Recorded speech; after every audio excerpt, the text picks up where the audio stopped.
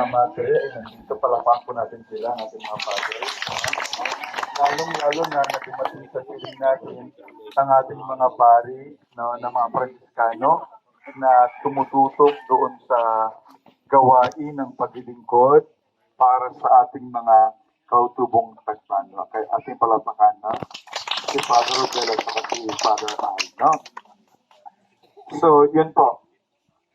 At gusto ko yung makasama hanggang bukas at mapakinggan at ano pa din ang pwede natin gawin para mapagpatuloy. Congratulations kasi 6 years na ang pagkatel kita. Na? At kayo pala ay narinig ko ay registered na po sa SEC. No? So, isa na kayong legal organization. No? So, maraming napakalaki pong tulong pag kayo ay registered na. No? Nakalagay po dun sa program na mukhang maling nilagay nyo, hindi po ako founder. No? I'm only one of the organizers kung bakit nabuo natin ang 27 communities na mga kagrupong pamayanan sa buong Colyon. Dahil noong panahong yon, nagkataon din ako ang Paris Principal niya. Na? At nagkasama-sama tayo at nabuo natin ang pagkasal kita. No? So, congratulations. Ituloy natin ang ating mga adhikain, no? Adhikain sa mga kalupaan na dapat ay natili sa inyo. Kasi yun ay karapatan ninyo. No? Bilang mga kautubo, no? Adhikain, nag-uusap kami ni Vice kanina, ang pagtutulak na dapat kayo ay meron ng representante na sangguniang bayan, no? May SB na galing sa inyo dahil sa patas ng NCIP at ganyan din sa mga barangay na rin para napakinggan ng mga boses ninyo at ang inyong mga yunain, no? Tingin ko marami pang pwedeng pagtulungan, no? Sa larangan ng kabuhayan, no? Parang ating mga anak, ang ating mga paring isweta, nandyan po sila. At ang ating mga madre, no? Para po sa larangan ng edukasyon, no? At scholarship, no? Napakalaki po ng kanilang ginagawa, no? So, nakikita natin ngayon na tulong-tulong, no? Ang ating parokya, ang ating mission station, ang ating mga pari, ang ating mga madre, ang ating mga legong leader, kasama na si Vice, at ang mga tumitingin ng pangailangan, kung sama-sama tayo, malaki po ang ating maaabot na sa pag-unlad ng ating mga pamayanang kalutubo. Na? So, dito lang mga nay,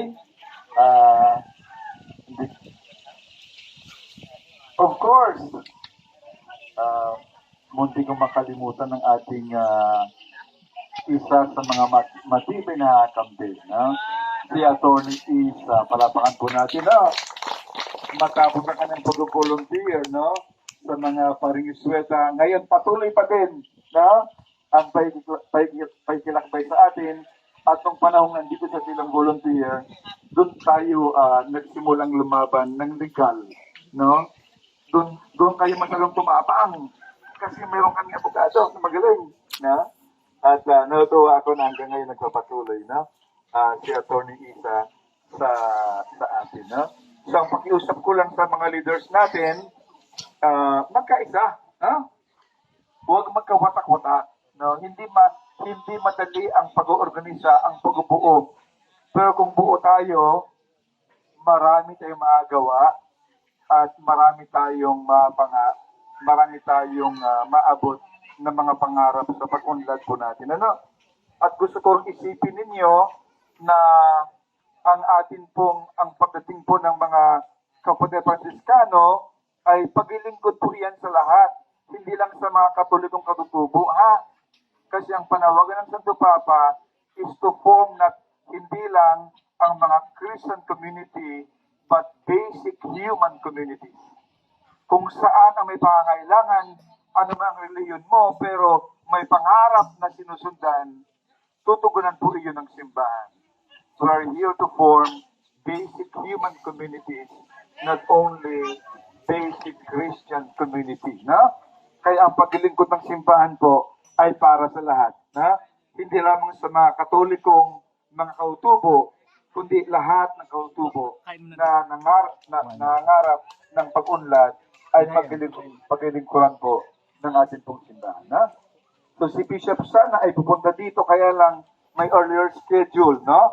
Kaya po kami na po ang dumating, na para po dalhin ang kanyang presensya, i-represent siya sa inyo. At nakita niyo naman ang kanyang suporta, no, para po sa atin pong ginagawa, sapagkat nagawa niya ng paraan ang pondo natin para sa gathering na ito, no, para magkita-kita po tayo, no, ang ating mga pamayanan sa inyong ika-6 na anibersaryo ng pagkapelita. Ha? Mabuhay kayo! Ha? Ang pagkapelita. Maraming salamat po.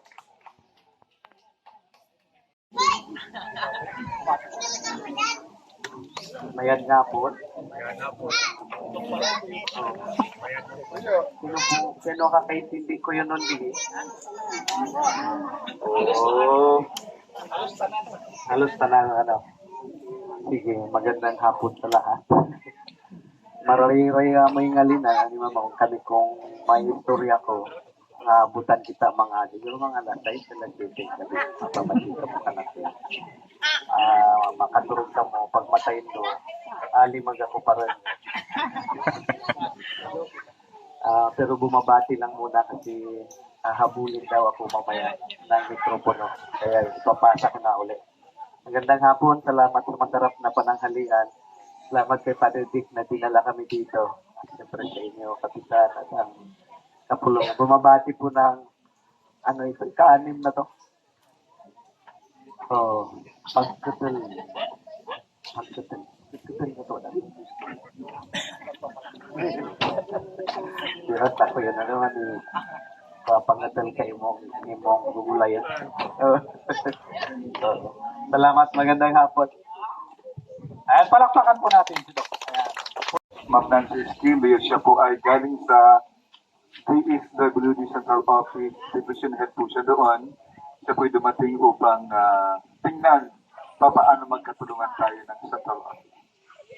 Ma'am Nancy, bati ka muna.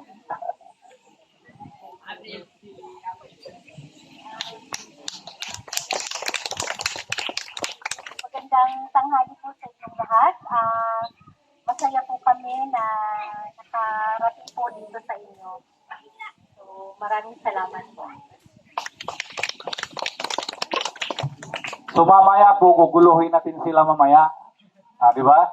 Diba? Pumunta kayo sa aming komunidad, kaya mamaya istorbohin namin kayo pagkatapos po ng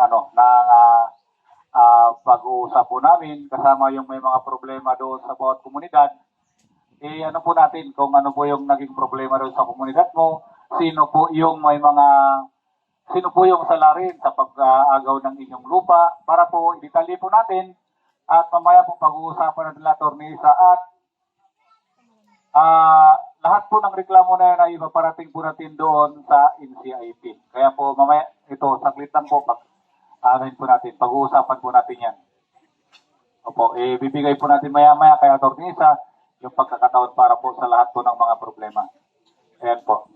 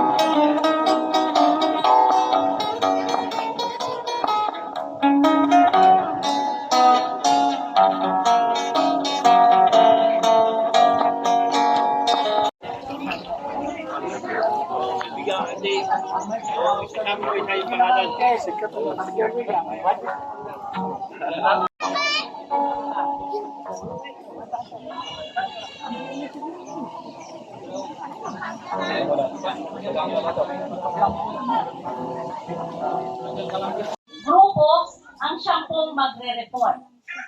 Malinaw po ba? O meron po bang tanong? So meron po kami ipapakita at babanggitin na tanong.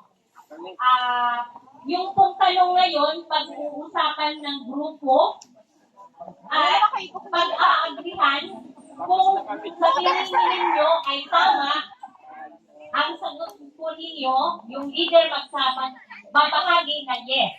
Dahil, ano yung dahilan? Bakit naging yes ang sagot ninyo doon sa aming tanong? Malinaw po ba? Okay, so, bibigyan namin kayo ng 30 seconds. Tingnan natin kung sapat na yung mamaya. 30 seconds para pag-usapan nyo sa grupo at pag-agrihan kung ano ang tingin ninyo doon sa tanong na ibibigay namin.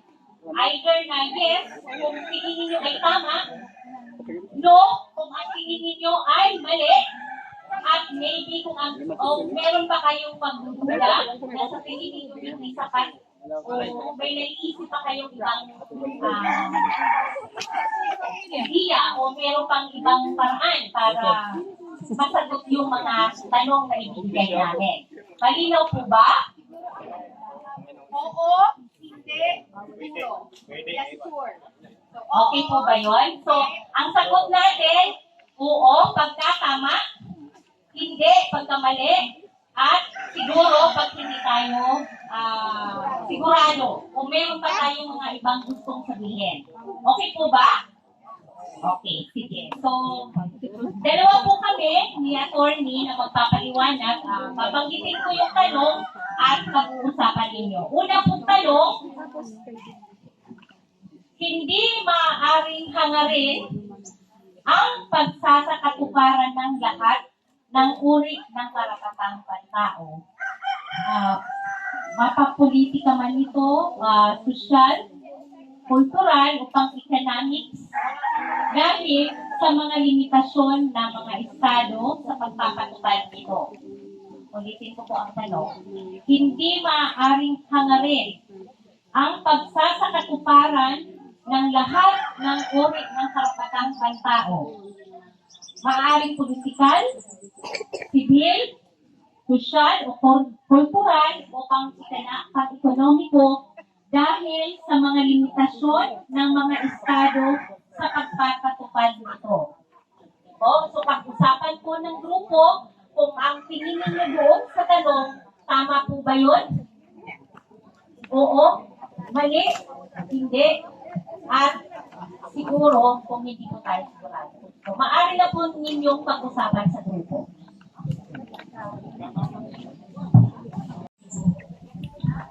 Ay, maraming salamat po, ma'am. So, tingin ko dahil medyo may ilang na. Pero, base po sa idea ni Apo, hindi po sigurado kasi dahil ang estado talagang may limitasyon din. Pero depende dahil hindi po namin alam kung ano ang mga limitasyon doon sa sinasabi. Dahil kung yan po ay pag-usapan, lahat po ng estado ay may kanya-kanyang batas. So, siguro kung alam namin na lahat yan ay may nakapaloob sa batas, pwede namin sagutin po na oo at hindi dahil alam na namin kung ano yung magiging epekto nito. Yun lang po, ma'am. Salamat po.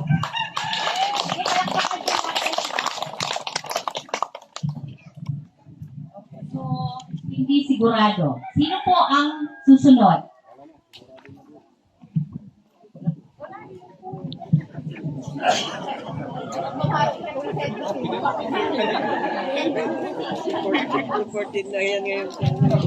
Pasensya na kayo kasi tinuro lang din sa atin. Pasensya na. Based po doon sa inyong sinabi, kami, stand namin, hindi.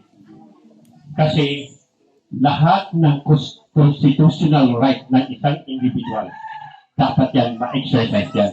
Maging privado pa, kung naman yan. Basta as long na constitutional right ang pinag-uusapan, supposed to be dapat yan. Ibigay. Thank you.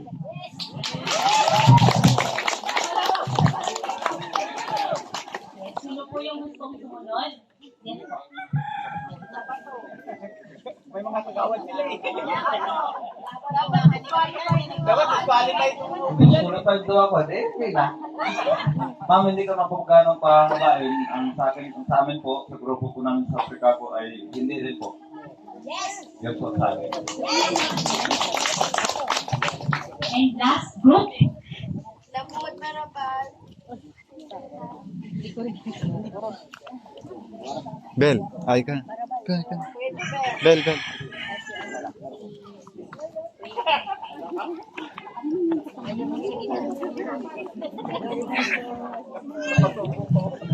Mga mopya, mga kapusulan, mga tungganan ng sa lahat na nandito. Sa grupo namin, siguro hindi dito.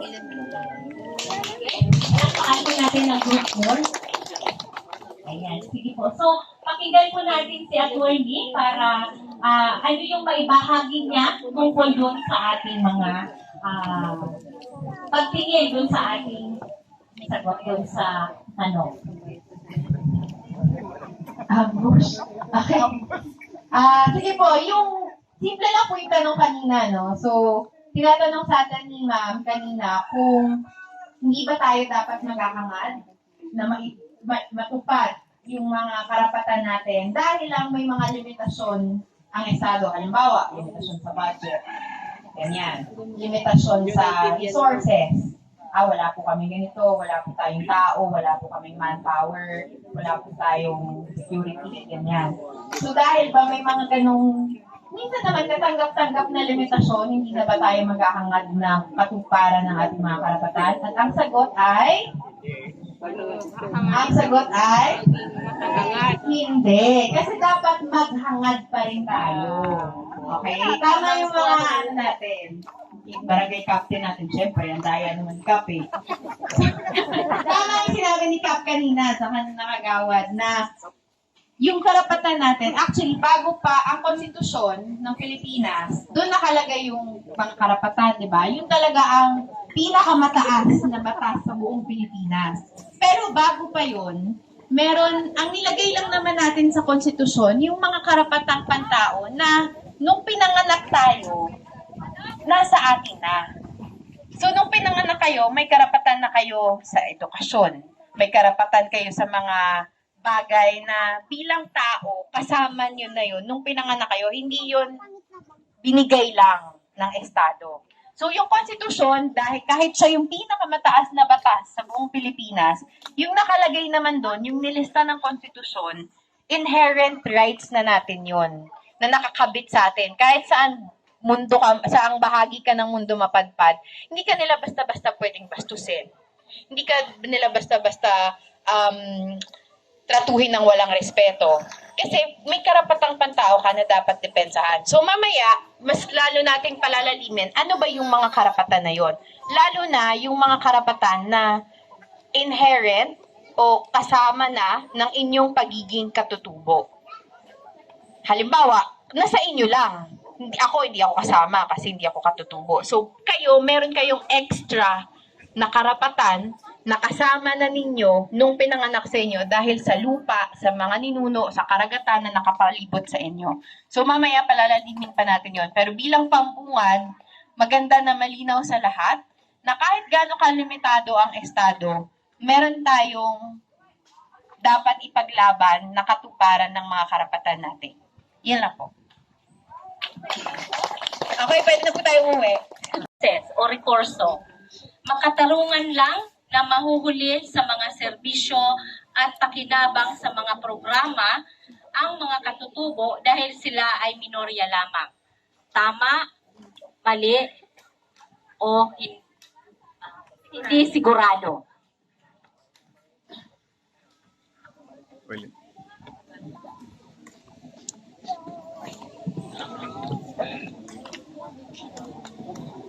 Ayan po ma'am, sa amin, sa Tricago po ay, yung sagot po namin mali. Hindi po kumos minorities o tagbanwa o katutubo ay hindi po kami makaabil kung ano pong dapat pakinabangan. Yan po sa amin. Maraming salamat. Yes po. Ayun doon. Ganun din po, mali po talaga. Kasi lahat naman tayo, bilang tao, may karapatan tumanggap kung anuman ang ipinamamahagi o anuman ang karapatan para mabuhay at pagdating sa biyaya, kailangan pantay-pantay, walang nakakalamang. Palakpakan po natin sila.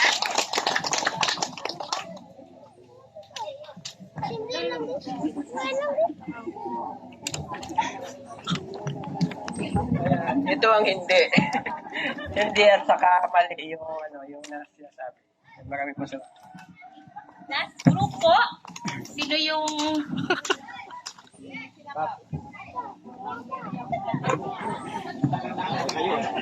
Si yung sino ba? Kagait. Sino? Sa susunod po, iba naman daw po ang magbabahagi. Sino hindi daw nila? Si Ito sa desisyon ng nakarami na kasama ko na sapang ng IPs, mali daw po. Kasi anumang klaseng estado kang meron sa pamayanan o sa mundo, still pa rin nakabahagi ang isang tao sa lipunan. Thank you. Marami pong salamat. Sige, so pakinggan natin si attorney. Alam niyo naman yung sagot. Okay na yan. Joke lang. Okay. So, para lang po maalala natin lahat, no? Lalo na siguro, actually, yung mga ganitong lecture, mas gusto ko nga nang nakakarinig nito, hindi IPs. Kasi, yung mga IPs, lalo na kayo ha, yung mga nandito na paulit-ulit nyo na naririnig, yung IPRA, yung mga best students ko dyan, no? Ayan, no? Alam nyo na to, di ba? Pero yung mga non-IPs kasi minsan, sila yung hindi alam na meron palang pwesto na dapat binibigay sa mga katutubo nating kababayan dahil hindi naman sila mas bababa sa atin. So, dun sa sinabi na yun kanina ni ma'am, pantay-pantay, diba? Kung kulang tayo sa resources, hindi ibig sabihin na, ay, teka, kulang po tayo sa bigas, ihuli na lang natin yung mga IPs. Pwede ba yun? Diba hindi?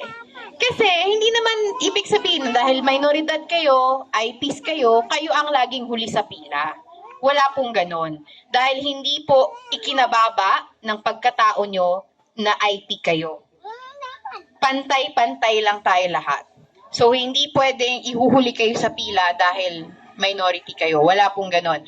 At yung pinag-usapan po natin kanina na IPMR, nilalagay po yun ng batas na mandatory para sa pagdedesisyon sa sangguniang bayan, sa sangguniang barangay, kasama sa nagdidesisyon, IP representative. Kasi kahit sa pwesto ng pagdedesisyon, dapat kasama ang mga IPs. Hindi po sila dapat na itsipwera. Yun lang po. Thank you. So, palakpakan natin ang ating mga sarili. Ayan, sige. So, pangatlong tanong, hindi na kailangang problemahin ang usapin ng karapatang pantao dahil mayroon ng mga batas na nagsisiguro rito. Hindi na kailangang problemahin ang usapin ng karapatang pantao dahil mayroon ng mga batas na nagsisiguro rito. Diyan po ako mag-yes. Dahil po, katulad po sa amin ng mga IP, ay may sigurado na kami na batas na talagang nagpuprotekta doon sa aming mga karapatan po. Palakpakan po natin sila.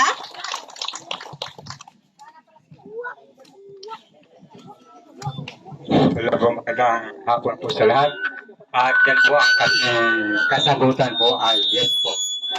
Dahil po sa simula't simula ay natutunan namin ang aming karapatan dahil po sa IPRA na itinuro po sa amin na ito'y sa kasalukuyan po ngayon ay linalahad po sa mga katutubo na tulad po namin. Maraming pong salamat.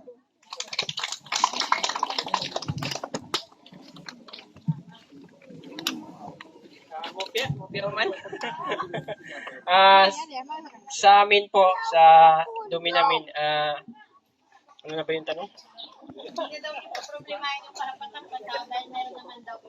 Hindi. Kasi problema pa din, kahit na nandyan na ngayong batas, alos talaga hindi kinikilala ng gobyerno yung karapatan naming mga IP.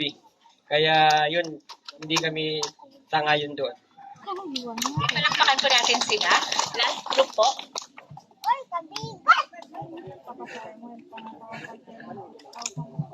Sa amin po ay mali din po.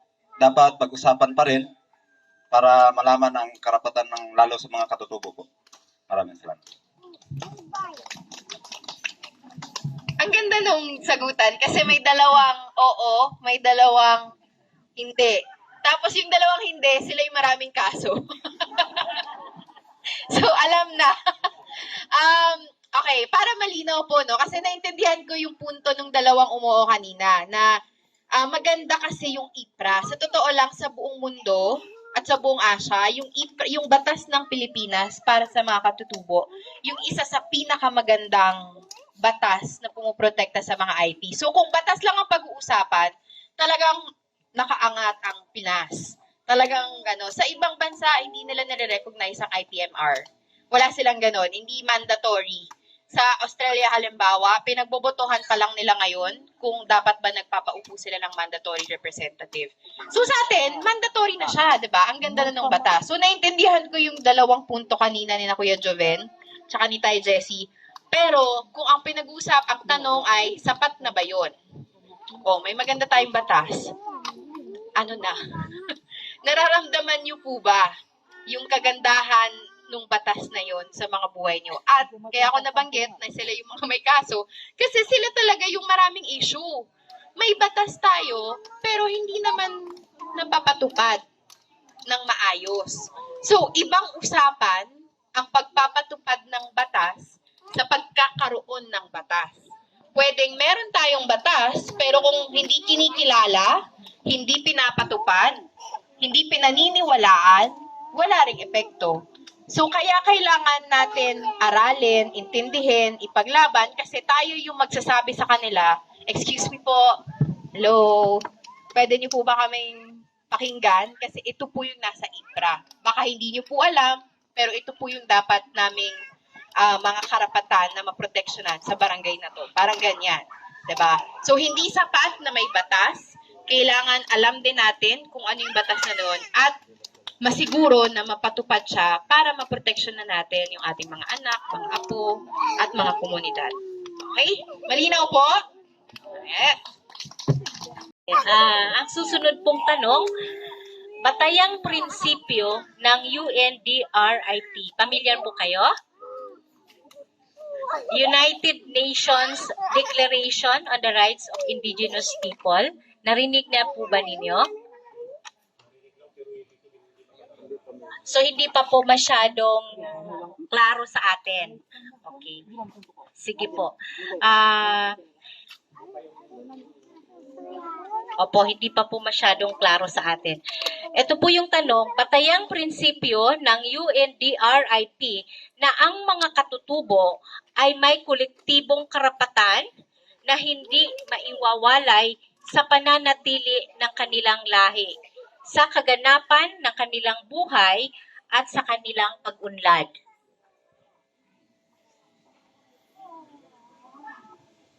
Sige po, sino pong gustong maunang magbahagi?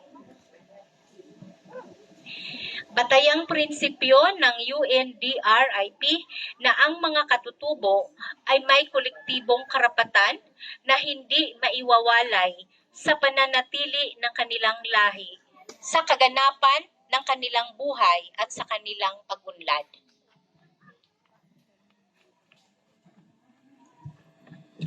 Ma'am, kung sa amin po ay tama po kasi kung Bante ka.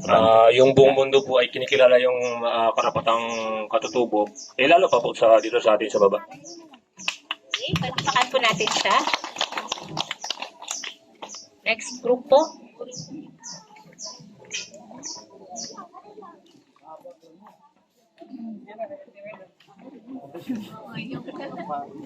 Mopia, ganun din po sa amin. Tama po yun na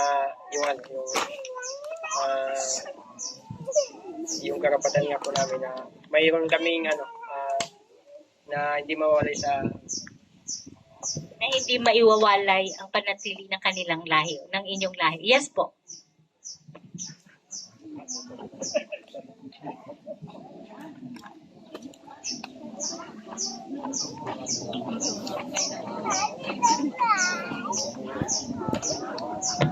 Ma'am, sabi po ng Barangay Osmeña, yes daw po. Kasi dapat naman daw igalang yung sariling karapatan ng ating mga kapatid na indigenous kasi dapat nating igalang. Una, pagdating sa kanilang tradisyon and customs, kailangan dyan galang yan. Katunayan, nung mga nakaraan, Ma'am Isa, wag mo ko ipakulong ha. Kasi ito, Vice, pasensya na ha.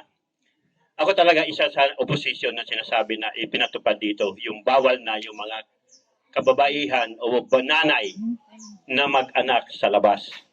Lalo na yung ating mga indigenous people. Ako, stand ko, hindi yan po pwede. Di nga lang kasi nilpagaw lang ako, kaya hindi nanalo. Ako, kasi nabasa ko sa isang libro, dapat, katulad ngayon, dapat igalang ng sinuman yung karapatan ng isang indigenous, lalo na pagdating doon sa kultura, kostumbre, o yung kalakaran ng kanilang ikabubuhay. Sabi nga, nung mga kiyatiglo ko narinig ito minsan sa tradisyon ng ating mga kapatiran dito, lalo na sa outside world, sa outside poblasyon, practices na nila na parte ng katawan ng babae, lalo na yung nanay, hindi yan ipinapakita o inilaladlad sa karamihan. Sa kanila, very secret yun. Ako, tinagalang ko talaga yon. Kaya, pagdating dito, nagiging opposition ako. Dapat bigyan ng liwanag na dapat for special consideration doon sa mga tao outside population, dapat ibigay din yung tinatawag na igalang natin yung kanilang karapatan na nakakabit o eksklusibong kanilang karapatan na ibinigay para sa kanila sa kanilang pamumuhay. Maraming salamat po. Maraming salamat po. Yes po. Magandang hapon po. Magandang hapon po. Ang sa akin po doon ay yes. Karapatan ng isang tao dahil siyang ginagalang ang bawat estado, bawat isa sa ating. Kaya kung hindi natin igalang to ay wala sa ating buhay. Kaya ang isang tao ay galang ang kanyang estado. Yun po lamang sa akin. Maraming salamat po. Meron pa po ba sa grupo? Yung may gusto pong magbahagi, pumunta lang din po dito sa harap, no? Baka may gusto pong idagdag.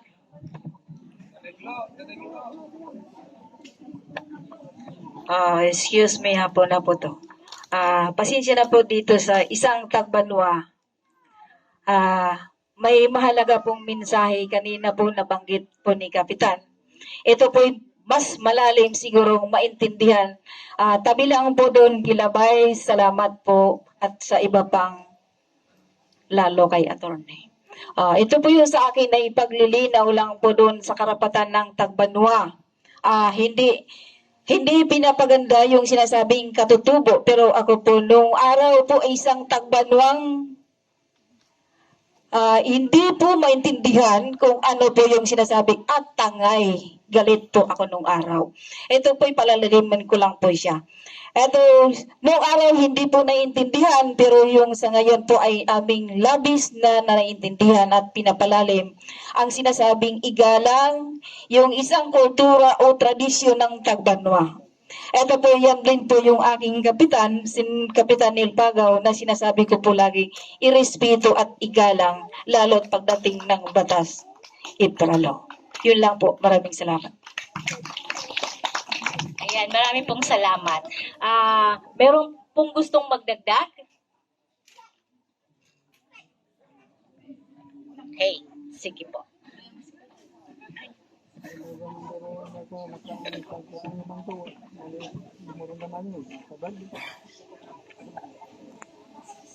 Okay. Nabanggit po ni Ma'am kanina yung UNDRIP. Lilinawin ko lang po kasi sabi ni Cap kanina parang narinig na nila pero hindi sila pamilyar kung ano yon. Ano lang po, isipin niyo lang siya parang international version ng IPRA. So ang IPRA, kasi alam ko sa ibang komunidad pag pumupunta ako tas may iba akong nakakausap, iniisip nila gawa-gawa lang ng mga IPs yung IPRA na tayo-tayo lang daw nag-imbento. Hindi po yung totoo. Batas siya, yung IPRA, national law.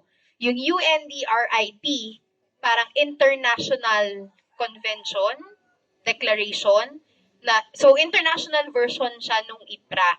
Ibig sabihin, yung mga karapatan na nasa IPRA, karapatan siya na kinikilala hindi lang dito sa Pilipinas, kundi sa buong mundo. Pati yung mga ibang bansa na may mga IPs din, lahat nakaangkla dun sa UNDRIP. So, address ko lang po yung ano na yun ni Cap kanina. Pangalawa, yung dun po sa tanong bilang isa sa gusto ko pong pagtuunan ng pansin yung salitang kolektibo. Kolektibong karapatan. Iba sa amin na hindi IP, wala kaming ganon. Wala akong collective right with lahat ng taga Las Piñas o taga Quezon City. Walang ganon sa amin. Wala kaming commonality na dahil sa isang lugar kami lumaki, meron na kaming pinaglalaban na karapatan ng mga taga QC, ganon, na by blood. Sa inyo po, meron.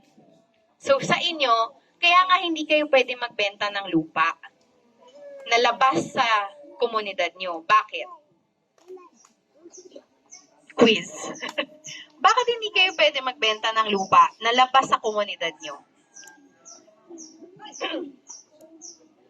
Kasi yung identidad nyo, yung pagkakakilanlan nyo, konektado doon sa lupang kinatatayuan nyo. At yung lupang yan din yung lupa ng anak nyo at ng apo nyo at ng magiging apo ng apo nyo. So, hindi nyo siya pwedeng tanggalan ng karapatan. Yung mga future na katutubong kalamiang Tagbanwa na lalaki sa lupang yon, kahit wala pa sila ngayon sa mundo, may karapatan na sila. Hello? Hello? Ayan. Kaya hindi nyo po pwedeng ibenta. Kasi hindi nyo sila pwedeng tanggalan. Kasi kolektibo yung karapatan nyo. Hindi siya individual. Hindi siya pwedeng, ako lang magdedesisyon bilang apo na ako pinakamataas, ibebenta ko na tong buong isla ng Lamud. Hindi pwede. Kasi hindi lang ikaw, hindi lang karapatan mo bilang isang tao ang apektado, kolektibo siya. Yun po yung dahilan, bakit kailangan natin proteksyonan yung mga ancestral domain, yung mga kultura, mga tradisyon ng komunidad natin, kasi hindi lang siya para sa isang tao. Komunal po yung karapatan na yun. So, hindi siya pwedeng basta-basta ipamigay, ipahiram, ibenta ng isang tao lang. Hindi, wala pong ganun.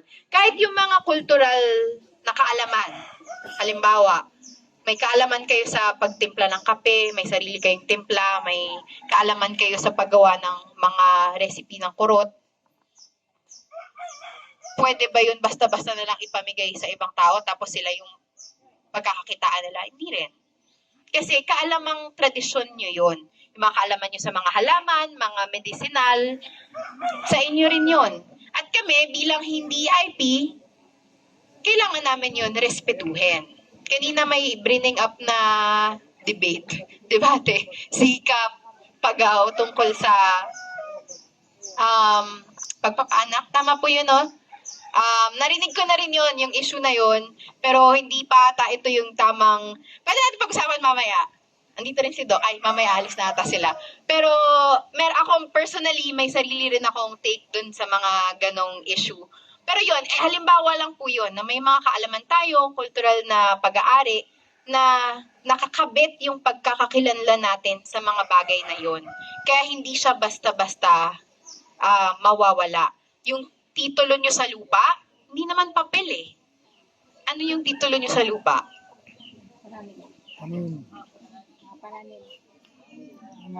Mga pananim. Yung kakayanan yung ituro kung nasaan yung pinakamalayo at pinakamalapit na batis. Yung pagkakakilanlan na yung lolo ng lolo nyo ang nagtanim ng 3 puno sa islang to. Yung kaya nilang ituro, eto 100 years old na tong puno na to at ang nagtanim niyan ay yung lolo ng lola ko. Yun yung native title. Wala kaming ganon, kaming mga non-IP. Sa amin, lang kami, corny sa amin, boring. Papel. Yun lang. Transfer certificate of title. Sa inyo, may kwento kasi konektado yung ancestry, kanununuan nyo, dun sa kinatatayuan nyo at dun sa dagat na ginagalawan nyo. Kaya po meron tayong tinatawag na ancestral domain, ancestral land, ancestral waters. Kasama po yung tubig. Mamaya palalimin pa natin yung discussion nun. May historical discussion tayo kung bakit kasama yung tubig. Pero mamaya na lang siguro. Yun lang po. Thank you. Maraming salamat. Paalala po, kung mayroon pong gustong sabihin, gustong itanong, o gustong idagdag, punta lang po dito sa harap. Okay po ba sa atin? Okay po ba? Okay, sige po. Susunod pong tanong, dahil mayroon ng United Nations Declaration of Rights of the Indigenous People, maaari nang hindi isakatuparan ang 30 artikulo na deklarasyon ng karapatang pantao sa mga katutubo. Dahil mayroon ng United Nations Declaration of Rights of the Indigenous People, maaari nang hindi isakatuparan ang 30 artikulo na deklarasyon ng karapatang pantao sa mga katutubo.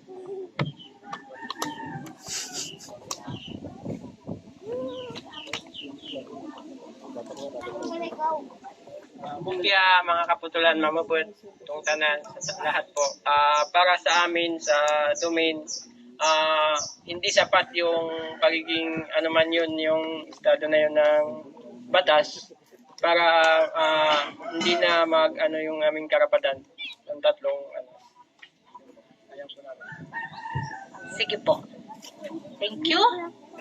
Sino pa po?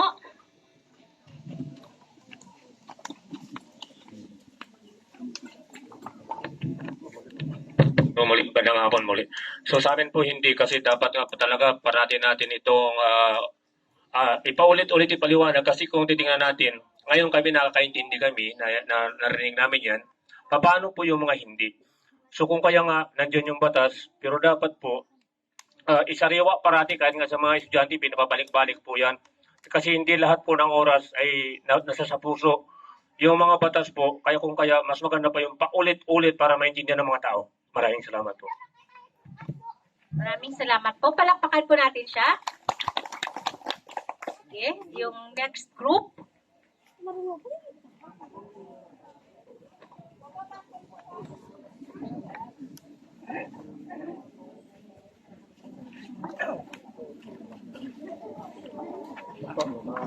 Ganun po.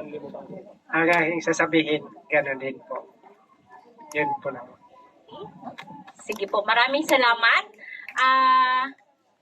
Last group po. Ito pong... Meron pa po ba?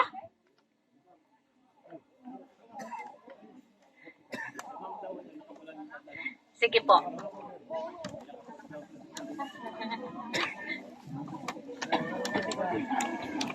Ito na po yung huling tanong. Mamaya, ipapaliwanag ni attorney kung ano pa po yung mga iba't ibang karapatang pantao na kailangan po nating malaman. Wala na po ba? Sige, so tawagin natin sa attorney. Okay. Yung tanong lang po kanina, simple lang siya. Sabi natin parang may IPRA, UNDRIP, 'di ba? So may special law para sa mga katutubo. Ibig sabihin po ba pag may special na nabatas, IPRA halimbawa, para sa mga katutubo, wala na tayong karapatan hilingin o asahan yung pagpapatupad din ng ibang karapatan pa sa Bill of Rights, halimbawa, ng konstitusyon? Ang sagot doon ay hindi. Dapat, okay, may special law tayo, pero bilang tao, meron din kasama pa rin tayo doon sa Bill of Rights. So, sa international level, ang tawag po natin doon, Universal Declaration of Human Rights. So, may iba pa kasi ang special law, yun po ang special para sa mga katutubo. Pero bukod doon, meron din tayong mga karapatang pantao in general. Na pasok pa rin naman tayo kasi tao din tayo. 'Di ba? So, ano yung mga halimbawa nun? Right to freedom of speech.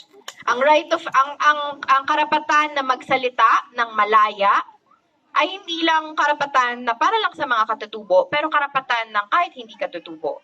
So dahil baka katutubo ka, hindi mo naaasahan na may right to freedom of speech ka rin under the Bill of Rights. Hindi naman po ganun. So kung gusto natin magsalita, magdiskurso, karapatan pa rin natin yun. So right to freedom of speech, diba? Yung mga ganyan, right against torture. So syempre wala namang torture siguro na nangyayari dito. Pero yung mga universal rights na pang karapatang pantao, kailangan pa rin po natin yung asahan. Halimbawa, even kunyari, nagkaroon tayo ng enkwentro sa ating mga state authorities. May karapatan kayo sa abogado. General right po yun, hindi yun special right lang sa mga katutubo. Pero, aasahan nyo pa rin na kapag kunyari, napunta kayo sa police station, kailangan nyo hilingin sa kanila, hindi po ako magsasalita hanggat wala akong abogado. Diba? So, marami po yun sa Bill of Rights, kulang po ang isang araw para pag-usapan. Pero mamaya po siguro ang tutukan lang natin yung mga rights na talagang nararanasan natin, mga karapatan na spesipikong nangyayari sa mga komunidad natin. Okay? So, next na yun. Okay. So, sabi ni ma'am, ano na daw to, transition na to sa IPRA. Pero nakapag-discussion na po kayo ng IPRA kahapon, no? Kahapon at kagabi? Tama ba? Okay. Siguro ano na lang, open forum. Kung meron po kayong gustong itanong, linawin, pagkatapos ng lecture ni Sir Conrad kagabi. So, binubuksan ko po ang ating floor para sa mga katanungan. Meron po bang hindi malinaw?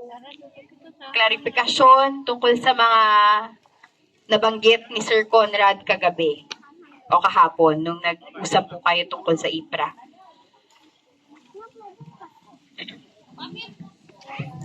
Ayan. So, kaya po, magandang oportunidad na ito na magtanong po tayo. Kung meron po tayong mga tanong, wag po tayong mahiya. Magandang nandito si attorney para masagot din natin yung hindi malinaw sa atin. O kaya kung meron kayong gustong sabihin, meron kayong mga agam-agam na hindi nyo na gusto nyo pong sabihin, hindi nyo masabi. At maganda na nga, sabi ko, nandito si attorney. O nandito sila father. No? Baka may gusto po kayong idagdag? Mamaya po. Mamaya po. Sige. So, meron po bang mga tanong? Yes po.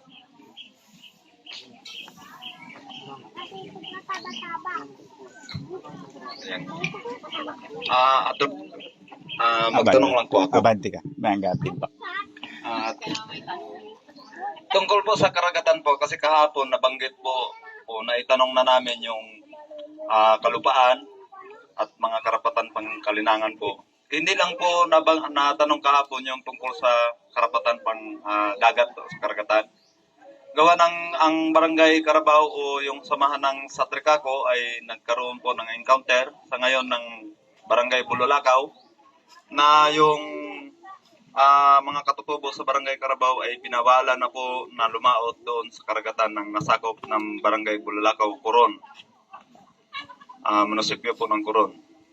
Ang gusto lang po namin malaman, dahil ito ay na-involve dito yung IPMR. Ano po ba ang papel ng IPMR? Siya po ba ang dapat magdepensa sa katutubo? O siya yung maglulugmak sa katutubo na para mapagbawalan na upang mangisda sa karagatan po ng mga katutubo na dati naman po pinagkukunan ng pangkabuhayan. Doon po kumukuha yung mga katutubo ng kanilang pangulam at pangbinta kapag maraming huli po. Yun lang po. Thank you po. Linawin ko lang, kagawad, ay, yung IPMR, sinong IPMR ng Busuanga? Coron. Bulalakaw. Bulalakaw ang nagbawal. Nakapirma po sa doon sa resolusyon na ginawa ng barangay po. Anong sabi sa resolution? Sikap. Mercado Rodriguez. Ano pong laman ng resolution? Para lang po malinaw yung detalye. No? Yung area. Okay, magandang hapon ulit. Bali po, ang ginawa po nila ay ordinansa po na sinasabi pinagbabawalan. Hindi ko masyadong, pero nandun po kasi naiwan namin. Pero natandaan ko lang na pinagbabawalan ang mga sinasabi dayuhan doon sa sakop ng Kanipo, Bulacau na hindi na pinapayagan na maglao doon ng pusitan.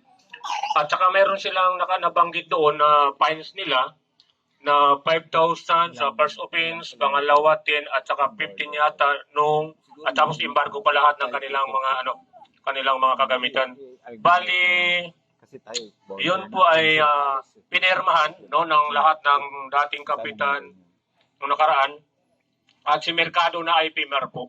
So yun lang mo, attorney, ang gusto lang talaga namin liwanagin doon na yun nga ang katulad ng sinabi ni ex-kagawad Mandawi na kung may karapatan ba o tama ba na bawalan yung aking mga sakop na mga katubo doon po sa sakop saklaw ng kanilang karapatan po doon dahil dati man nilang ginagamit na mangisda po sila sa exclusive zone ng katutubong claim din po. Yun lang. So, bali, hindi ko lang po ganong natandaman. Pero yun po ay ordinansa po na na-receive ng ating DLG Coron. Yung waters, yung katubigan po na involve, kanino pong jurisdiction? Pasok siya sa ancestral domain ng Carabao? Ilang kilometro? Bali po, talaga yung sakop po ng, yung kanila binabawal, sakop talaga po yun, attorney ng Bulalakaw po. Pero yung dati pong traditional rin po na ginagamit ng mga taga Carabao na doon po talaga sila nang isda ng mga panahon na yun. Pero sa, doon po sa political boundary, ay sakop po talaga ng Bulalakaw.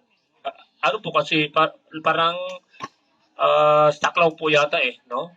Hindi ko po masyado makabisado, pero sa political boundary po, Coron po talaga. Territorial. Okay. Ito po yung sinasabi ko kanina, magkaiba po kasi yung ancestral domain sa political boundaries. Yung political boundaries, kung barangay-barangay, ano yung division, ganyan. Yun yung political boundaries. Pero, yun nga sabi ko kanina, bago pa tayo nagkaroon ng political boundaries, bago pa nagka-munisipyo, nagkaroon ng mga barangay, may mga ancestral domain. Ang tanong ko po, yung dagat na sinasabi nyo kanina, Kap, tsaka Kagawad, bahagi po ba siya ng ancestral domain ng De Carabao? So, gano'ng kalawak yung ancestral domain? Hindi na rin talaga. Yung kilometro. So, okay, bukod sa political boundary siya ng Coron, ancestral domain din ba siya ng Bulalakaw? Opo. Pero ma'am, tanong ko lang, ilang kilometro po ba yung pwedeng pagbawalan na lautan ng mga ano ba sa political ay ilang kilometro po ba ang pwedeng lautan? Ilang kilometro ang barangay natin? Ilan ang boundary natin? Di ba? Sakop dito sila eh. Malapit lang po. Sakasakop natin sila. Is mga Barangay Carabao. mga 2 miles Tapat, di ba?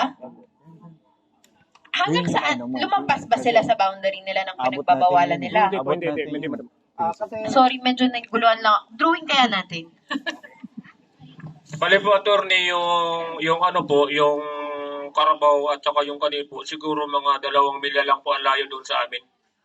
Tapos, yung gumawa po ng ordinansa ay actually hindi naman po talaga mga katutubo. Yung gumawa po noon ay barangay. Bali barangay po yung gumawa na ang sinasabi, inihiling ng sityo Kanipo na bawalan ang mga dayuhan na magpalaot doon po sa kanilang area. So, ang ibig sabihin, hindi po katutubo ang nagbabawal sa kapwa katutubo, kundi barangay po mismo. Kung titingnan po natin kung mag ilang miles ba, kalabaw sabihin natin, yung binabawal po kasi galing ng tabi is 7 miles or sabihin na lang natin 15 miles. Ay ang layo lang po ng Kanipo, nasa 2 milya, wala pa nga. Galing po sa tabi. Kaya kung titingnan natin, parang talagang inaabot katsaguhanan po yun. Ulitin lang po natin na hindi po katutubo yung gumawa ng ordinansa kung hindi po ay barangay mismo nakahilingan ng taga-sityo Kanipo na karamihan po nakatira doon ay puro Bisaya. Ang ano lang po doon kasi, pumirma lang yung IPMR na dapat sana nga, at sabi nga namin, dapat isa sa dapat magdipinsa, questionin niya yung ordinance na yun para naman maliwanagan. No? At saka hindi sila nagkaroon sa amin ng tawag nito na konsulta para po bawalin nila yung area na yon. Basta-basta na lang po silang pinagbabawal. So yun lang po yung namin doon para naman kahit pa paano maliwanagan po yung ganong klase. Okay. Sa mga kaso, siguro i-read ko to na medyo hindi madali yung sagot dito. Bakit? Kasi political jurisdiction nila. Kung titingnan, meron naman talagang otoridad ang mga barangay, ang mga munisipyo na mag-regulate kung anong gagawin sa nasasakupan nilang teritoryo. Kaya ako tinatanong kanina, meron po bang overlap or meron po bang lumampas? Pero kung klaro naman na jurisdiction nila yung dagat, so wala pong overlap. Ngayon, hindi rin naman ibig sabihin na pwede nilang basta-basta i-regulate ng biglaan kasi apektado yung tinatawag natin na traditional fishing rights. Okay. Medyo mainit tong debate na to kahit po sa international na level walang klarong sagot kapag ang pinag-uusapan ay traditional fishing rights versus rights of government na mag-regulate. Okay. Paano natin to susolusyonan?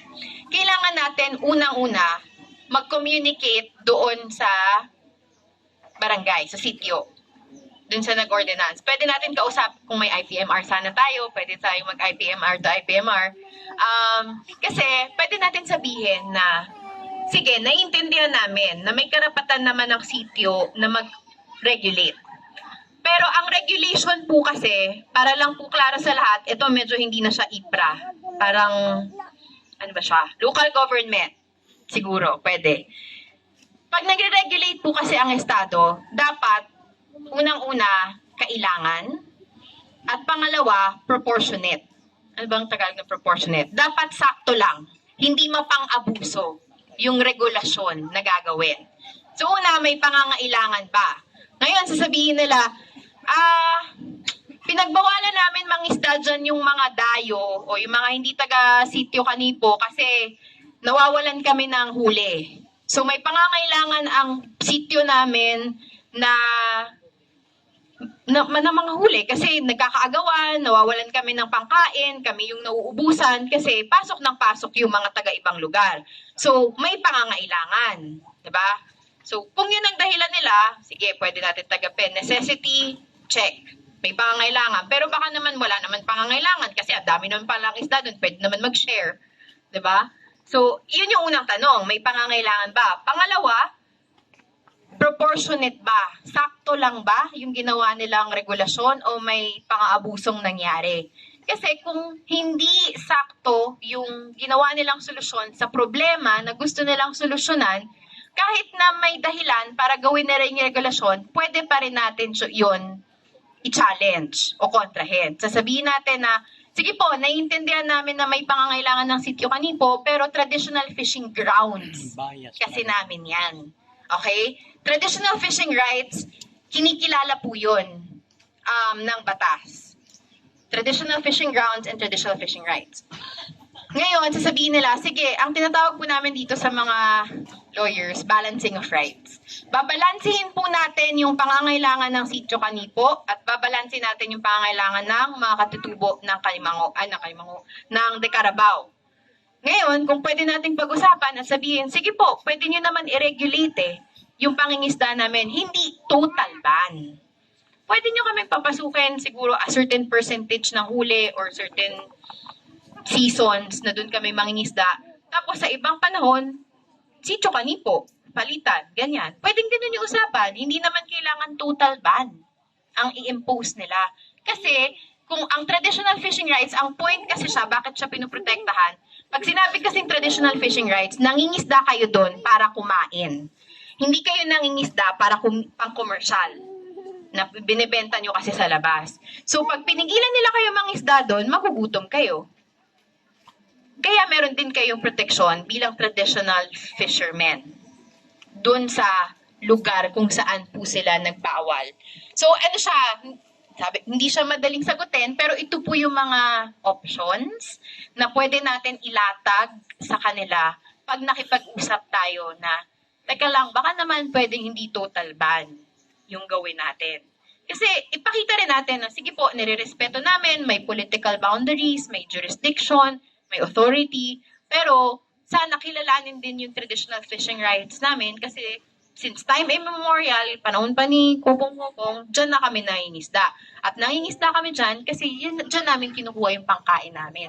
So pag tinanggalan mo kami ng karapatan ng isda dyan, wala kaming kakainin. Yung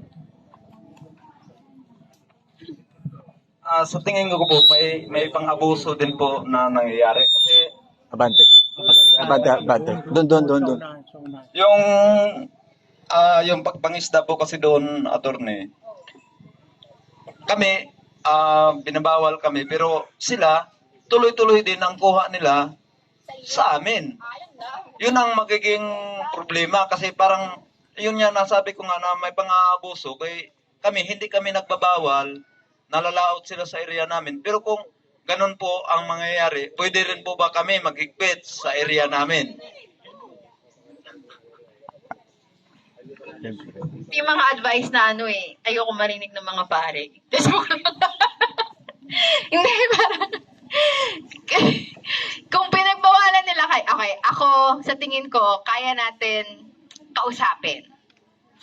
Pero, ito si na yan. May mga meta-legal means po kasi tayo na kung hindi natin, kung tayo yung naagrabyado, kailangan yung proteksyonan yung jurisdiction nyo. Pero again, peace over war, kausapin muna natin yung IPMR at nakakausap ba natin siya? Hindi. Bali, ngayon ay tinanggal na po siya ngayon sa pagka-IPM. Hindi na siya. Sino pwede natin kausapin? May bago yata ang pinalit sa kanya. Mas mabait? Hindi ko po, Chok. Huwag niyo kasi ako bigyan ng mic. Naririnig ako na ngayon. Sa Bulalakaw? Sino? May chat Yung din sa bakas. May chat Palit na, palit niya, sa center. o ano ba? Tinanggal. Tinanggal talaga. Ay, yun nga tanong ko. Kasi may ginawa siya. Kausapin natin yun kasi may tinulungan natin sila eh. Oo, sige, pwede natin yun sila kausapin. Oo, naalala ko siya. Sige. O yun, pwede naman pala eh. O, pag-usapan na lang muna natin. Baka naman pwede natin ma-push na, neighborly sharing of resources. Hindi namin kayo pagbabawalan sa De Carabao. Pero wag nyo rin kami pagbawalan na mangisda dyan. Kung gusto nyo, pag-usapan na lang yung mga porsyento, ganyan, o seasonal, ganyan. Sige po.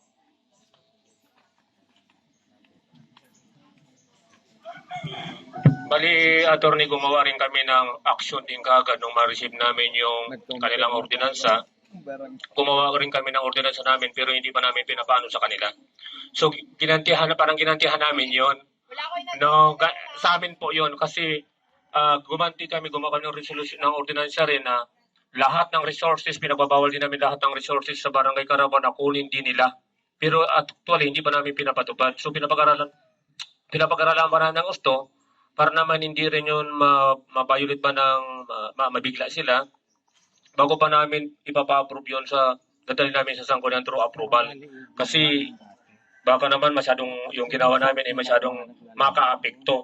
Pero nakagawa na po kami ng action din, laban din doon sa kanilang ordinansa para kahit sa paano kung sakali na tuloy-tuloy at saka higpitan nila kami ng gusto, yun din po ang ibabangga namin sa kanila. Kasi lahat nga po ng resources, tubig, but lahat na po ay nanggagaling sa amin, dinadala nila doon at dito rin sila nangingisda sa amin.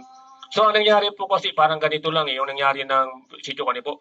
Parang dahil mas masipag yata yung mga tao namin doon na mag-layout sa kanila, ay sila naman matatamad, nauunahan sila sa punduan, para nagalit po yun, kaya gumawa sila ng aksyon na binawal po yung, actually pusit lang naman po eh.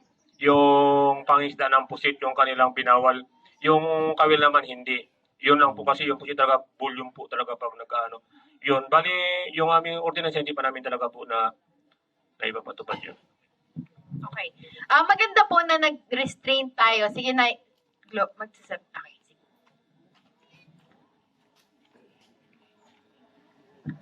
Excuse po, attorney. Yung sa akin po paglilinaw lang po doon sinasabi ng Barangay de Carabao. Sa akin po yung malinaw na sinabi po nila nung sila ay magpa-receive ng kasunduan. Kasi po yung biyong at saka yung bulalakaw ay kasing tabi ng suning. Malinaw po sa kasunduan na teka lang po ba, nagpapa-receive ka po ng katibayan sa family tray, kung ako ba'y magre-receive nun, ay baka pagdating ng okasyon na mag-anak buhay po ako doon sa inyo, baka pagbawalan na po ninyo ako. Pero dapat malinaw doon sa i-receive mo, kung ikaw ay isang katotobo at pinapaglaban nyo ay iisa lang, yung malinaw dapat doon sa pag-receive na basa ng gusto. Ano ba yung takbo ng lupang ni Nonong Kanti? Sa akin po malinaw. Kung halimbawa pumasok ka po sa area, kailangan mo lang po yung communicate sa kanila. Yun po yung malinaw po sa akin. So, malinaw. Sa pagitan po, biyong. Opo. Kaya po kung kami ang maghanap buhay po doon, attorney, malinaw na ilang araw ka po ba, anong hanap buhay mo, ilang tao kayo, ilang bangka, malinaw pinapagbigyan ka po nila. Sa akin po yun. Bago po ako kayo kasama dun sa ordinansa na pinatupad nila? Kasama po. Kaya lang, hindi po malinaw doon yung pag-approach sa De Carabao. Apo, yun po yun. Pinagbawalan din kayo? Hindi po. Pero kung babasahin yung ordinansa, dapat kasama kayo sa pinagbawalan. Kasi tagalabas kayo. Yung may malayo na siya. Okay. Sige, so mukhang iba yung sitwasyon ng biyong. Kasi kahit na tagalabas sila, pinapayagan daw silang pumasok sa loob. Yung ordinansa, hindi naman pinagkaiba kung sino yung saan manggagaling. Okay. Kap, tsaka ex-kagawad, baka pwedeng mag-set na kayo ng usap. Maganda na pinigilan nyo muna na hindi nyo na-release yung ordinansa nyo kasi baka hindi na kailangan. Oo. mahirap yung pareho kayong magmamatigas. Tapos ang magsasuffer, ang magdurusa yung mga tao eh. So siguro maganda mag-set ng, lalo na ngayon na alam natin from Nanay Glo na bakit yung Byong pinapayagan niyo pumasok. Sige po.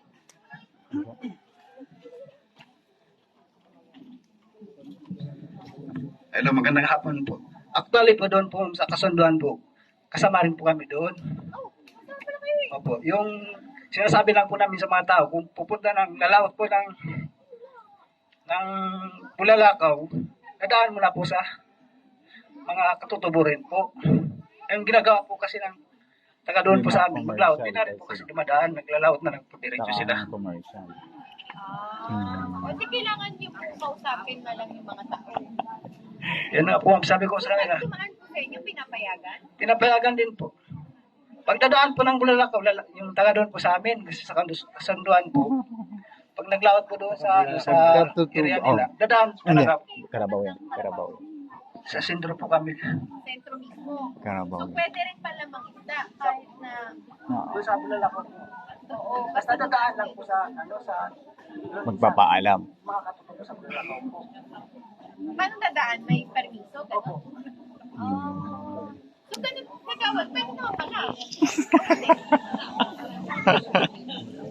Bigyan linaw ko lang po yun, ma'am. Yung napag-usapan po nila chairman ay nandun sila Sir Conrad at saka si Atty. Jansen. Sa katutubo po yun, napag-uusap. Yung nagiging problema, si Barangay, year 2022, gumawa ng resolusyon na hindi nakipag-coordinate din sa Barangay Carabao na nagkaroon pala sila ng resolusyon at paghihigpit na maglalaot doon yung Karatig Barangay. Pagkatapos ng ordinansa na yun, pinagbawalan na rin po kayo kahit tumaan sa inyo. Kasi ma'am, ganito yan.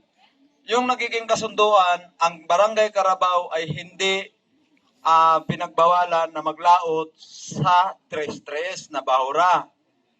Hindi sinasabi na sa jurisdiction ng karagatan ng Bulalakaw ay hindi pwedeng lumaot ang Carabao, kundi ang lumabas na resolusyon na bawal lumaot yung mga dayuhan doon sa kanilang ordinansa na napirmahan ni IPMR.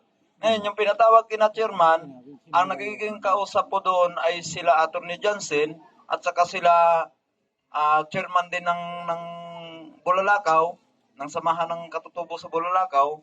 Pagkatapos, hindi namin alam na yung year 2022 ay mayroong resolusyon na inilabas yung sitio Kanipo, yung pagbabawal ng paglalaot. Dun sa mga sa naglabas ng ordinansa. O ano kayong mangyayari sa kasunduan? Yan nga po. Gano'n na lang. Para klaro. Kasi ngayon hindi natin sigurado kung kanino ba nag-a-apply yung ordinansa na yun. Pag sabi ba nilang dayo, kasama kayo dun sa dayo? O dahil sa kasunduan, hindi kayo kasama dun sa dayo? Sige po, bigyan ko na lang ng diin. Kasi sinasabi yung katutubo na dayo, na samantala ang Barangay Carabao ay litibong katutubo, barangay tribal. Ay yung nagbabawal ay yung Bisaya. Sino kayang dayo sa Bisaya at yung sa katutubo? O kung titingnan natin, alam mo ba sa kanilang resolusyon kasi, ordinansa nila na yung mga dayo daw. Ang yung kawawa dyan, yung mga tagbanwa mismo, doon sa Barangay Carabao, ay yun ang sinasabing dayo. Nasabi nga kanina ni Chairwoman Glo, na sila ay pinapayagan. Dahil pinapaalam sa kanila, kami nabulaga kami, hindi kami pinaalam. Kaya kailangan nyo Opo. pwede nyo kung halimbawa yung kay Chairman. Opo. Kasi sa amin, wala namang problema sa amin. Na kami, ako dati rin akong kagawad, tapos ngayon spokesperson. Wala namang problema sa amin, basta nagkaroon lang sana ng dialogo sana, ng usapan. Ang problema lang, walang pag-uusap na nangyayari sa parte ni Kapitan at saka sa parte ng kabilang barangay. Yun po. Baka ano na lang, maganda na lang na i-set nyo yung meeting para maging klaro kung ano ba yung sakop ng ordinansa na yon, lalo na kung meron naman palang kasunduan na nauna na. Ibig sabihin ba wala nang epekto yung kasunduan na yon? Kasi ibig sabihin, pati si Chairwoman Glo hindi nakasama. Nauna po yung ordinansa po ng barangay po kaysa doon sa kasunduan. Oh, bakit sila nagbabawal pa rin kung may kasunduan naman pala? Ay, yun nga po, katutubo at saka yung katutubo. Hindi, kailangan nila yung linawin. Oh. Kaya kailangan mag-dialogo. Opo. Okay. Sige. Update nyo na lang ako, kagawad, kung anong sabi. Bago naman daw yung IPMR eh. Since IPMR naman siya, may posisyon siya sa barangay, pwede niya rin yun ilapit para malinawan yung conflict dun sa dalawa. Okay. Oo nga. Naalala ko nga.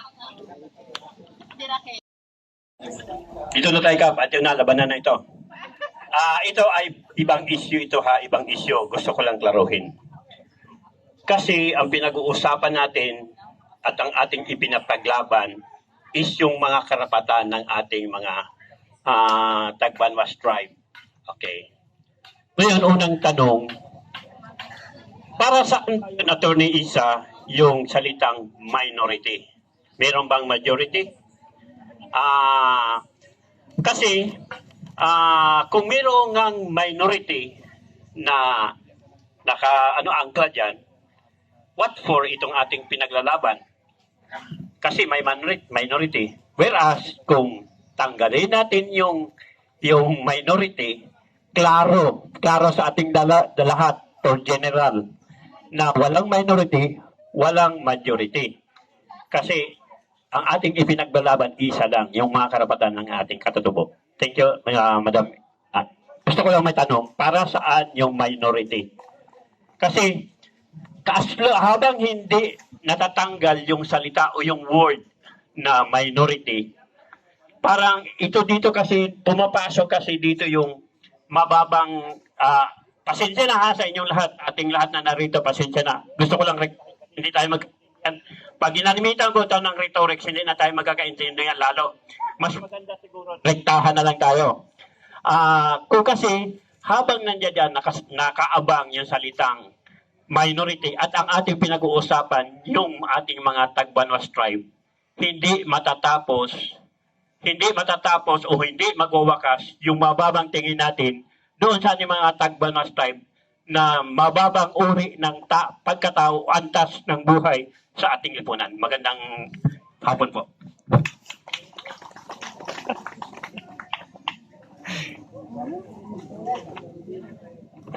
Recitation ko pala to. Ako yung kinikwit ni Kape. Okay. Hello? Tama pa yung pagkaintindi ko, Kap? Ang tanong nyo po, para saan yung salitang minority? Kumpara sa majority. Parang ganon. Okay. Sa inyo po ba, saan yung ginagamit yung salitang minority? Sa karanasan nyo, saan nyo siya naririnig? Saan nyo siya ginagamit?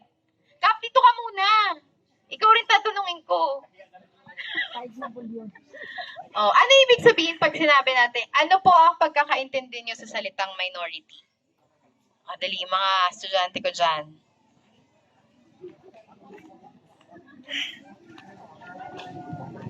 Attorney, ma'am, attorney, yung salitang minority ay hindi namin magustuhan yan.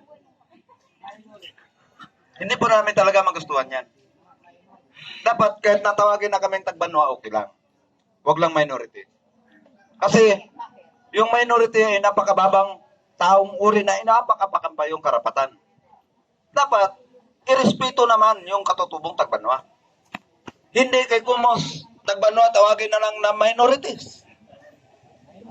Bigyan kami ng karapatan na kilalanin at ipaglaban din yung karapatan din namin sana. Hindi yung yurakan yung pagkatao namin na tawagin lang kami minorities. Wala rin sana karapatan na magtawag sa amin ng sino man na mga tao dyan na minorities kami. Hayaan mo yan sila dyan kasi mga minorities lang yan.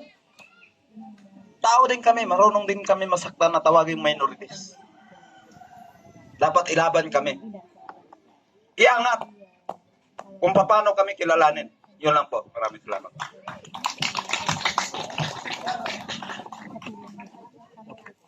Kinakabahan ako, parang galit na si Kagawad Mandawi. Okay, sige. Meron, yung siguro pwede natin pag-usapan yung salitang minority sa perspektibo ng batas, tsaka kung ano yung naging perspektibo na sa kung sino ba yung minority pagdating sa baba. Ang minority, legally po, kaya lang naman siya ginagamit, wala dapat yan mas mababa, mas mataas. Kaya lang siya tinawag na minority kasi sila yung karaniwan na una, sa number, sa dami, talagang may mas marami. So, yung mas marami, majority, yung mas konti, minority. Ganon. Objective lang po to Walang ibig sabihin na, porque mas konti kayo, mas mababa. Walang ganon. Hindi po ganon ang batas natin. Pang-identify lang ng mga grupo ng tao. Okay, ano pa? Pag sinabing minority, ibig sabihin, sa mga karanasan, sila yung hindi napapansin masyado. Again, hindi po ibig sabihin na mas mababa sila. Kundi dahil lang sa karanasan, nagkataon na puro mga taga Maynila lang yung napapansin. Yung mga rural minorities natin, hindi na pagtutuunan ng pansin. Kaya sila tinawag na minorities. Okay? So, ibig sabihin, sa batas nga, pag tinawag ka na minority, dapat ikaw yung pagtuunan ng pansin. Baliktad. Okay? Pag sinabing vulnerable sector, katulad ng mga minorities o yung mahihinang sektor tulad ng minority, kasama dyan, kababaihan, mga bata, senior citizens, IPs, diba? Yan yung mga may special na dapat batas at may special na treatment. Sa pila, sino mauna sa pila? Senior citizen o ako? Yung senior, diba? PWD, may special din siya na karapatan, diba? Pero ibig sabihin ba na mas mababa siya? Hindi. Sa batas kasi, binibigyan natin ng special na treatment yung mga taong alam natin na kailangan yon. May sinasabi po kami na pag hindi kayo pinanganak na pantay, ang trabaho ng batas ay gawin kayong pantay. Pag pinanganak kayo na may mahirap at mayaman, wala kaming magagawa doon, 'di ba? Wala namang magagawa mga abogado kung may mahirap at may mayaman. Pero ang trabaho ng mga mambabatas, ng mga abogado ay siguraduhin na kahit mahirap ka, kahit mayaman ka, babae ka, minority ka, PWD ka, senior ka, yung karapatan mo inaangat. So sa amin, sa patingin ng batas, pag sinabing minority, hindi yun ikinabababa ng tao. Yun yung signal para sa amin, kailangan mong tutukan to kasi sila yung kailangan ng priority. Okay? So yun po yung klaro kasi sa tingin ko, yung pagkaintindi na natin ngayon pagdating sa baba. So malinaw po sa mata ng batas, hindi kinabababa ng isang tao ang tawagin na minority. Okay? Pero naiintindihan ko, pagdating sa mga komunidad, ginamit ang salitang minority para manakit. Pag sinabing minority, minority ka lang. Diba? Tagbano ka, IP ka lang. Diba? May laging kinabit na yung stigma, yung masamang stigma, na pag IP ka, ganito ka lang. Pero hindi po yung totoo. Hindi rin yun kasalanan ng batas, kasalanan yun ng tao. Okay. Ngayon, kung sasabihin nyo po na ayaw namin tinatawag kaming minority, okay lang sa akin yun. Kung sasabihin nyo sa akin na tawagin nyo kung ganito, ganyan, yun ang itatawag ko sa inyo. Dahil may karapatan kayong sabihin sa akin kung anong pagkakakilanlan yung gusto nyo itawag ko sa inyo. Pero para lang po malinaw, sa akin bilang siguro abogado, okay sa akin na sa batas, nakikita ko kung sino yung minorities. Para alam ko agad kung sino yung uunahin kong bigyan ng tulong. Sino yung priority ko. Kasi alam ko, kunyari, pabahay. Halimbawa, pabahay. Marami kang constituents. Bahagi ng residente mo, ganyan. Alam mo na yung karamihan doon, senior citizens. Yung iba, hindi naman senior citizens. Diba? Vulnerable sector yung senior. Sinong uunahin mong bigyan ng pabahay? Yung senior. Or majority ng bahay na ibibigay mo siguro sa senior. Kasi alam mo na yun yung mas nangangailangan. So yung pagkakaroon po ng ganong classification, siguro subukan natin natanggalin yung negative na stigma. Pero alam ko na hindi kayo yung dapat ko kinakausap para doon. Ang dapat kinakausap ko dyan ay yung mga tagalabas na tumatawag sa inyo ng minority lang kayo, na ganito lang kayo. Sila actually yung dapat makinig sa lecture na to. Kasi kayo, alam nyo, kilala nyo naman kung sino kayo eh. Pero yung iba na hindi masyado naiintindihan, na hindi naman mababang tao ang mga katutubo, iba ang pagtingin nila. Pero sa inyo, sa tingin ko, kaya dapat nyong ilaban yung pagkakakilanlan nyo na yon. Klaro po yun sa atin. So kung sasabihin nyo sa akin, ma'am, huwag mo na kaming tawaging minority, okay lang. Tagban matatawag ko sa inyo. Oo. Kaklasify ko kayo as ganun. Kung ganun ang mas mapapadali ang serbisyo ng barangay natin, kapag ganun ang naging classification nila sa kanilang sa mga ordinansa, resolusyon, okay lang. Kung ano yung ikabibilis at mas epektibong paraan para dumaloy ang serbisyo sa inyo, doon tayo. Okay? Pero yung minority as a negative na connotation po, problema talaga yan na kultural ng isang komunidad. Hindi yan legal. Ang dapat dyan na kinakausap yung mga kakampi natin sa labas. Tulungan nyo kami. Huwag nyo naman kaming i-discriminate. Huwag nyo naman kaming ihiwalay sa inyo. Kasi hindi naman ganun dapat. Okay po? So ano to? Very, parang dialogo ang kailangan natin sa mga kakampi natin. Ayan, may mga sina-father, sina-sister, mga leaders natin sa komunidad na tumutulong isulong yung karapatan natin. Yan, sila ang tutulong para mawala yung negative connotation na pag sinabi mong minority, ganyan lang yan, ganito lang yan. Okay po? Klaro, may tanong? Kap, klaro ba yung sagot ko? Sige.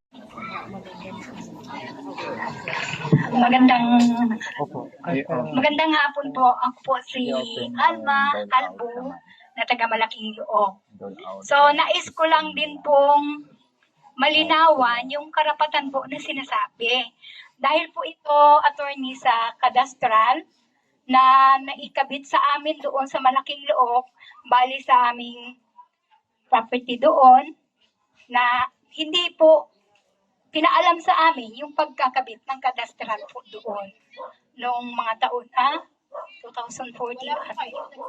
Wala pong nagpaalam sa amin. Ngayon po, nung nakabit na, saka po nalaman ng kapatid ko na nandoon kasi po ako nasa halsi. Opo, yung muho na simyento na makapal po yun. So, ang sabi po ng kapatid ko, ate, nakabitan po doon ng ng kadastral daw yun. Hindi po namin alam na kakabitan yun. Kasi po, yung kadastral na yun, ang kasama doon po na nagkabit daw ay taga-Kulyo na si Kuya Sinungdo na puno at kagawad ng Barangay Burabod na si Berto de la Peña. Kagawad Berto na de la Peña. Ngayon po, ang pagkabit po nila ay sa gitna po ng property ng Malaking Luok ng tatay namin. 2 hektarya dito, 2 hektarya doon sa pagitan po noon. Balik kalooban po yun ang property ng tatay namin. So, ang sa akin po, dapat pinaalam din po kami kung talagang karapatan po ang tinitingnan nila, pinaalam po kami na mga anak ng papa namin. Kasi po, attorney, wala na yung tatay at nanay namin sa Barangay Burabod po. Yun po. Simula po nung nakita niyo yung muhon, may nangyari na po na pag-uusap, barangayan. Kailan po sila nag-survey? Pero marami pa rin talaga sa 2014 pa po yata. Pero naiparating ko din po ito sa assessor office ng Kulyon. Sabi po nila, pinatawag doon yung kagawad ng Burabod na ang sabi, siya daw walang alam ng pagkabit doon, pinick up lang daw po siya sa kaparangan ng mga nagkabit doon na Namria daw po yun. Hindi talaga totally alam ng kapatid ko na nandoon.